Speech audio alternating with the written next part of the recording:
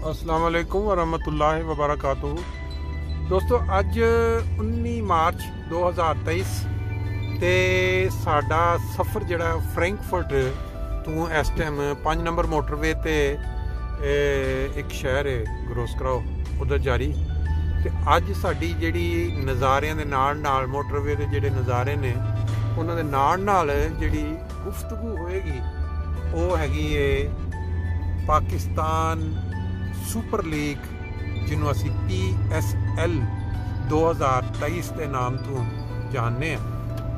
ਇਹਦੇ ਵਿੱਚ ਗੱਲ ਇਹ ਹੋਏਗੀ ਕਿ ਇਸ PSL ਦੇ ਨਾਲ ਅਸੀਂ ਕੀ ਹਾਸਲ ਕੀਤਾ, ਕੀ ਖੋਇਆ ਤੇ ਕੀ ਪਾਇਆ।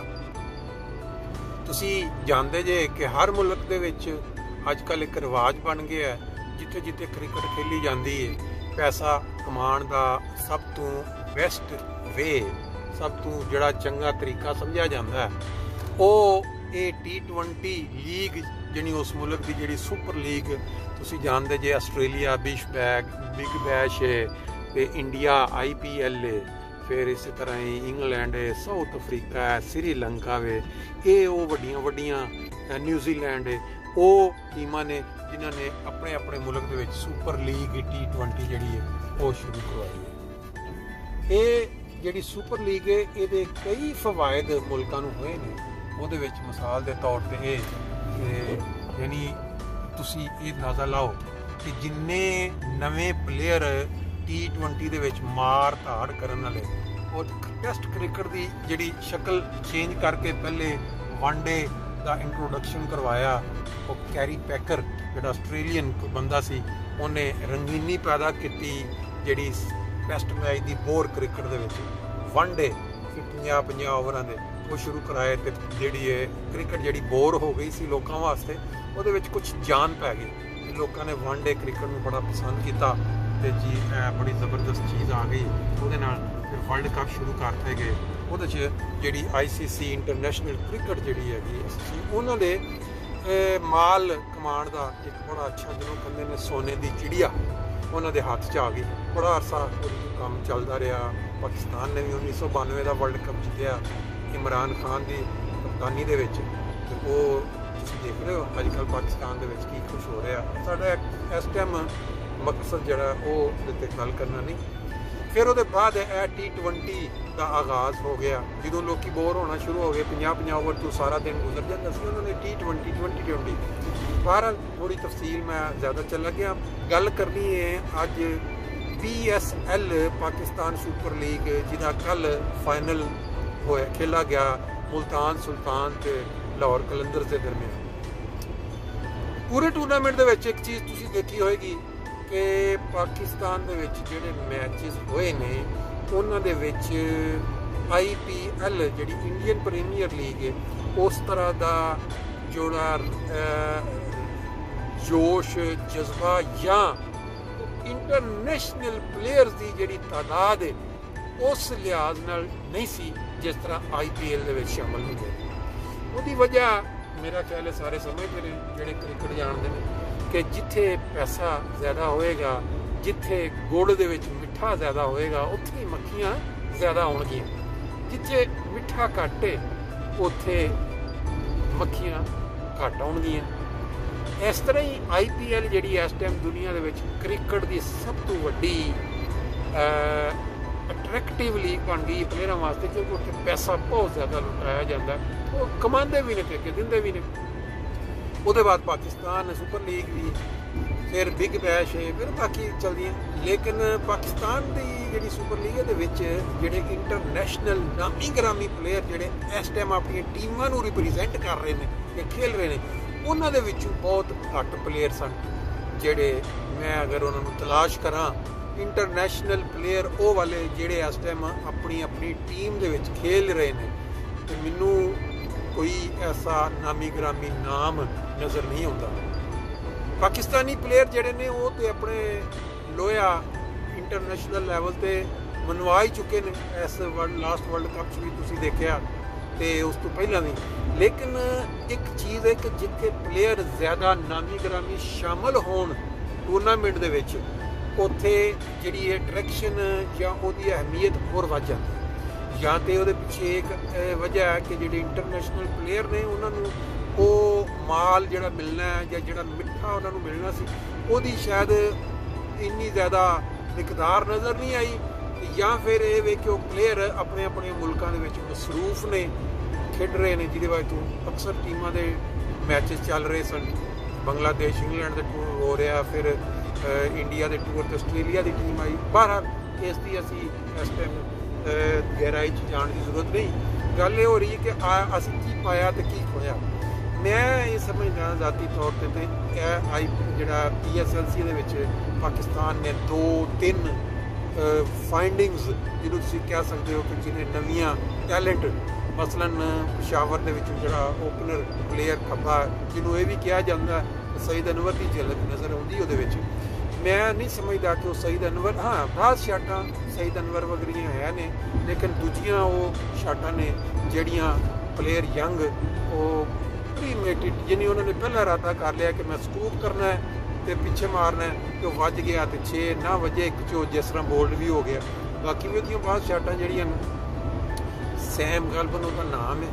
ਤੇ ਬਹਰਹਾਲ ਫਿਰ ਉਹਦੇ ਬਾਵਜੂਦ ਇਹ ਵੀ ਕਿ ਜਦੋਂ ਇੱਕ ਚੀਜ਼, ਇੱਕ ਮੁਹਾਵਰਾ ਚੱਲਦਾ ਅੰਦੋ ਮੈਂ ਕਾਨਾ ਰਾਜਾ, ਜੇ ਬਾਕੀ ਦੇ ਪਲੇਅਰ ਅਕਸਰ ਕਾਮਯਾਬ ਨਾ ਤਾਂ ਉਹਨਾਂ ਦੇ ਵਿੱਚ ਜਿਹੜਾ ਕੋਈ ਕਾਰਕਰਦਗੀ ਦੇਗਾ, ਲਾਜ਼ਮੀ ਗੱਲ ਹੈ ਕਿ ਉਹ ਆਪਣਾ ਮਸ਼ਹੂਰੀ ਵੀ ਪਾਏਗਾ ਕਿ ਅੱਗੋਂ ਉਹਦਾ ਮੈਚਾਂ ਦੇ ਵਿੱਚ ਡਿਮਾਂਡ ਵੀ ਹੋਏਗੀ, ਟੀਮ 'ਚ ਵੀ ਉਹਨੂੰ ਵੀ ਮੇਰਾ ਖਿਆਲ ਹੈ ਮੌਕਾ ਪਾਕਿਸਤਾਨੀ ਟੀਮ ਦੇ ਵਿੱਚ ਅਫਗਾਨਿਸਤਾਨ ਦੇ ਖਿਲਾਫ ਜਿਹੜੀ ਸੀਰੀਜ਼ ਉੱਤੇ ਦੇ ਦਿੱਤਾ ਗਿਆ, ਨਾਮ ਉਹਦਾ ਸ਼ਾਮਲ ਹੋ ਗਿਆ। ਫਿਰ ਇੱਕ ਹੋਰ ਮੁੰਡਾ ਜਿਹਨੇ ਬੜੀ ਤੇਜ਼ ਤਰੀਨ ਸੈਂਚੁਰੀ ਮਾਰੀ, ਕੀਪਰ ਹਾਰਸ ਨਾਮ ਹੈ ਸ਼ਾਇਦ ਉਹਦਾ, ਮੁਹੰਮਦ ਹਾਰਸ, ਇਸ ਤਰ੍ਹਾਂ ਮੁਹੰਮਦ ਹਾਰਸ ਨਹੀਂ, ਮੁਹੰਮਦ ਹਾਰਸ ਦੇ ਅੱਗੇ ਮੈਚ ਖੇਡ ਚੁੱਕਿਆ ਨਾ ਵਰਲਡ ਕੱਪ ਦੇ ਵਿੱਚ T20 ਪਾਕਿਸਤਾਨ ਵੱਲੋਂ।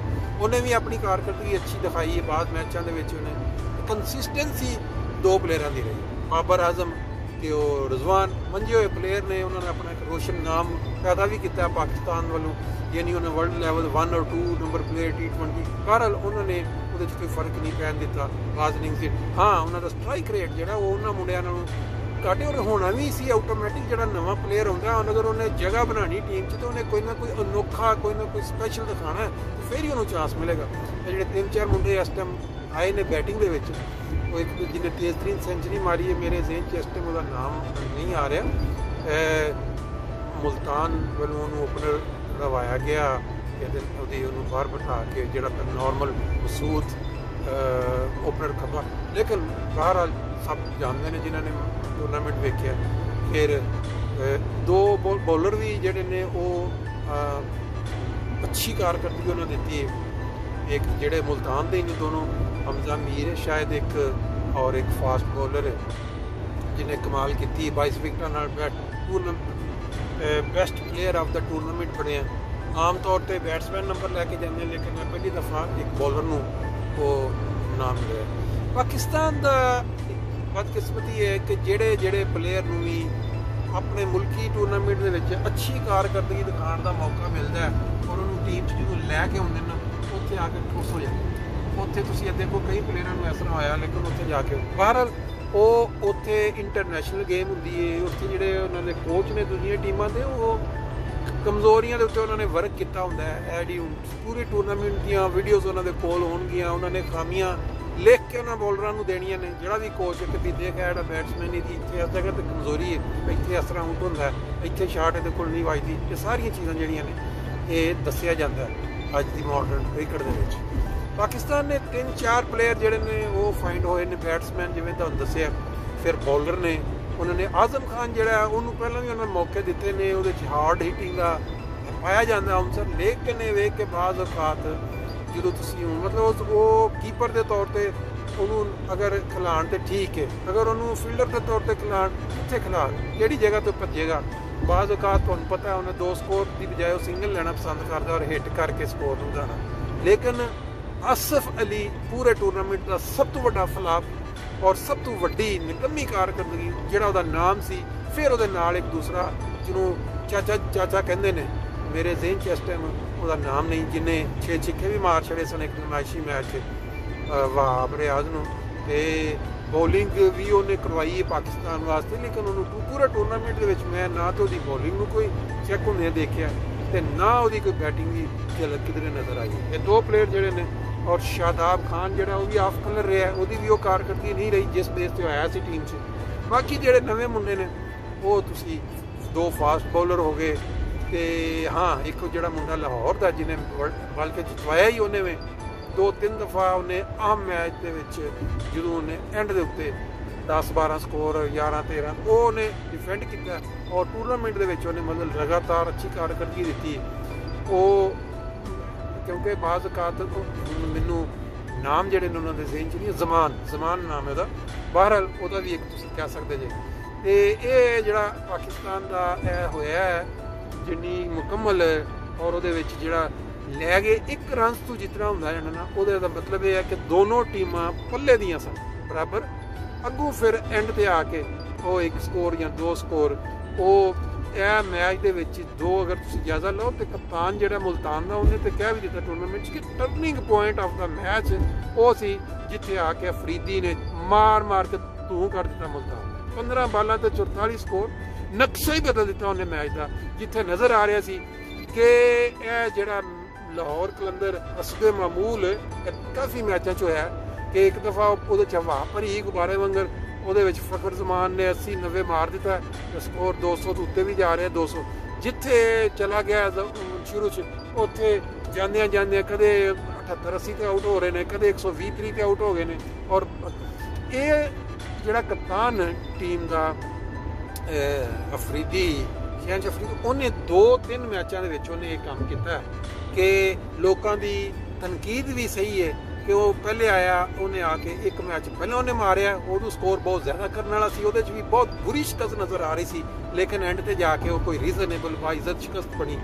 ਤੇ 1 ਮੈਚ ਦੇ ਵਿੱਚ ਉਹ ਫਲਾਪ ਹੋਇਆ ਜਦੋਂ ਉਹਨੇ ਪ੍ਰੋਮੋਟ ਕੀਤਾ ਆਪਣੇ ਆਪ ਨੂੰ, ਉਹਦੇ ਤੇ ਬੜੀ ਤਨਕੀਦ ਵੀ ਹੋਈ, ਲੇਕਿਨ ਉਹਨੇ ਉਸ ਦਾ ਜਵਾਬ ਜਿਹੜਾ ਦਿੱਤਾ ਨਾ, ਕਮਾਲ ਜਵਾਬ ਦਿੱਤਾ ਉਹਨੇ, ਮਾਰ ਕੇ ਇੰਨਾ ਮਤਲਬ ਤੁਸੀਂ ਦੇਖੋ T20 ਬੜੇ ਦੇਖੇ ਹੋਣਗੇ, ਫਿਰ ਇੱਕ ਫਾਸਟ ਬੋਲਰ ਹੈ, ਉਹਦਾ ਇਹ ਹੁਨਰ ਆਮ ਲੋਕੀ ਨਹੀਂ ਜਾਣਦੇ ਕਿ ਇਹਦਾ ਬੈਟਿੰਗ ਵੀ ਕਰ ਸਕਦਾ, ਲੇਕਿਨ ਉਹਨੇ ਜਿਸ ਨਾਲ ਆ ਕੇ ਭੁੰਨਿਆ ਮੁਲਤਾਨੀ ਬੋਲਰਾਂ ਨੂੰ, ਫਿਰ ਉਹ ਵੀ ਜਿਹੜੇ ਟਾਪ ਦੇ ਬੋਲਰ ਜਿਨ੍ਹਾਂ ਨੇ ਕਮਾਲ ਦੀ ਕਾਰਕਰਦਗੀ, ਉੱਥੋਂ ਇਹ ਅੰਦਾਜ਼ਾ ਹੁੰਦਾ ਕਿ ਇਹ ਪਲੇਅਰ ਜਿਹੜਾ ਇਹ ਅੱਗੋਂ ਮੁਸਤਕਬਲ ਦਾ ਆਲ ਰਾਊਂਡਰ, ਜਿਵੇਂ ਉਹ ਪਾਂਡਿਆ ਇਸੇ ਤਰ੍ਹਾਂ ਹੀ ਉਹਦਾ ਚਾਂਸ ਹੈ ਕਿ ਉਹ ਕੋਈ ਨਾਮ ਬਣਾਏਗਾ, ਕਿਉਂਕਿ ਮਾਰਦਾੜ ਪਾਕਿਸਤਾਨ ਦੇ ਕੋਲ ਅਬਦੁਲ ਰਜ਼ਾਕ ਜਿਵੇਂ ਹੁੰਦਾ ਸੀ ਕਿ ਐਂਡ ਤੇ ਆ ਕੇ ਨਕਸ਼ਾ ਬੋਲ ਕੇ ਨਾ, ਉਸ ਤਰ੍ਹਾਂ ਦਾ ਮਾਰਦਾੜ ਵਾਲਾ ਪਲੇਅਰ ਜਾਂ ਕਦੇ ਵਿੱਚ ਆਸਫ ਅਲੀ ਜਾਂ ਖੁਸ਼ਦਿਲ ਸ਼ਾਹ, ਲੇਕਿਨ ਉਹਨਾਂ 'ਚ ਕੰਸਿਸਟੈਂਸੀ ਨਹੀਂ ਸੀ, ਯਾਨੀ ਉਹਨਾਂ ਦੀ ਗਰੰਟੀ ਨਹੀਂ ਟੀਮ 'ਚ। ਲੇਕਿਨ ਇਹ ਕਿਉਂਕਿ ਬੋਲਰ ਹੈ ਪਾਕਿਸਤਾਨ ਦਾ ਟੌਪ ਬੋਲਰ ਵਰਲਡ 'ਚ ਮੰਨਿਆ, ਇਹਦੀ ਗਰੰਟੀ ਤੇ ਹੈ ਹੀ ਹੈ ਕਿ ਨੇ ਟੀਮ 'ਚ ਰਹਿਣਾ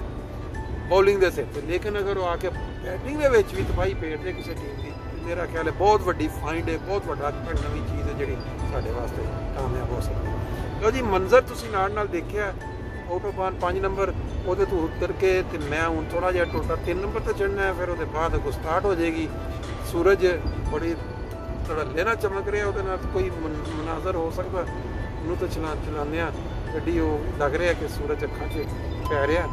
ਤੇ ਬਾਕੀ ਇਹ ਵੇ ਕਿ ਤੁਸੀਂ, ਮੇਰਾ ਖਿਆਲ ਹੈ ਕਿ PSL ਨੂੰ ਇੰਜੋਏ ਕੀਤਾ ਹੋਵੇਗਾ। 3-4 ਚੀਜ਼ਾਂ ਸਨ, ਜਿਵੇਂ ਰਜ਼ਵਾਨ ਨੇ ਵੀ ਕਿਹਾ ਕਿ ਤੁਸੀਂ ਇਹ ਨਹੀਂ ਕਹਿ ਸਕਦੇ ਕਿ ਜੀ ਇਹ ਤੁਸੀਂ ਬੁਰਾ ਖੇਡੇ ਹੋ ਜਾਂ ਤੁਸੀਂ ਟੀਮ ਅੱਛੀ ਸੀ, ਲੇਕਿਨ ਇੱਕ ਸਕੋਰ ਤੋਂ ਹਾਰਨ ਦਾ ਮਤਲਬ ਟੀਮ ਜਿਹੜੀ ਐਂਡ ਦੇ ਉੱਤੇ ਨਰਵ ਤੇ ਕੰਟਰੋਲ ਕਰ ਗਈ, ਉਹ ਜਿੱਤ ਗਈ। ਫਿਰ ਬੋਲਰ ਜਿਹੜੇ ਨੇ ਪਾਕਿਸਤਾਨ ਦੀ ਜਿਹੜੀ ਇਹ ਲਾਹੌਰ ਕਲੰਦਰ ਬੋਲਰ ਬੇਸਿਕਲੀ ਇਹ ਬੋਲਰ ਟੀਮ ਬਹੁਤ ਸਟਰੋਂਗ ਸੀ। ਜਿਹੜਾ ਰਾਸ਼ਿਦ ਖਾਨ, ਉਹਨੇ ਵੀ ਉਹ ਕਰੂਸ਼ਲ ਸਟੇਜ ਤੇ ਜਦੋਂ ਉਹਨੂੰ ਰੂਸੋ ਨੂੰ ਆਊਟ ਕੀਤਾ, ਔਰ ਉਹਦੇ ਬਾਅਦ ਦੂਜਾ ਕੀ ਨਾਂ ਸੀ ਉਹਦਾ, ਇੱਕ ਦੂਸਰੇ ਪਲੇਅਰ ਦਾ, ਬਹੁਤ ਅਹਿਮ ਮੌਕੇ ਤੇ ਉੱਥੇ ਉਹਦਾ ਮੈਚ ਦਾ ਜਿਹੜੇ ਨੇ ਇੱਕਦਮ ਜਿਹੜਾ ਰਿਦਮ ਬਣਿਆ ਸੀ ਜਿੱਤਣ ਨਾਲ ਉਹ ਖਤਮ ਹੋ ਗਿਆ। ਬਾਕੀ ਫਿਰ ਉਹ ਅਫਰੀਦੀ ਨੇ ਆ ਕੇ ਆਖਰ 'ਚ ਫਿਰ 21 ਓਵਰ 'ਚ ਵਿਕਟਾਂ ਕਰ ਦਿੱਤੀਆਂ।